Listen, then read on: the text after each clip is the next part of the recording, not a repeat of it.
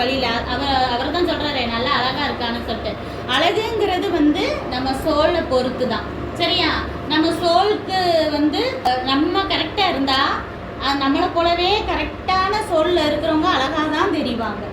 ஆனால் நம்ம சோல் சரியில்லை அப்படிங்கும் போது அவங்க தேவ பிள்ளையாக இருந்தாலும் அவங்க எவ்வளோ நல்லவங்களாக இருந்தாலும் நம்ம பார்வைக்கு அவங்க நல்லவங்களாகவும் தெரிய மாட்டாங்க, அழகாகவும் தெரிய மாட்டாங்க. இப்போ கெட்டவன் பார்க்கும் போது எல்லாரையும் எப்படி பார்ப்பான்? ஆமாம், எல்லாரும் என்ன பெரிய யோக்கியமா, நம்ம தப்பு செய்கிற மாதிரி தான் எல்லாரும் தப்பு செய்வாங்க அப்படின்னு நினைப்பானா? இல்லை எல்லாரும் நல்லவங்க, நான் ஒருத்த மட்டும் தான் தப்புன்னு சொல்லுவானா? எல்லாருமே கெட்டவனா பார்ப்பான். நல்லவன் எப்படி பார்ப்பான்? எல்லாருமே என்னைய மாதிரி நல்லவங்க தானே ஏமாறுவோம், அப்படித்தானே?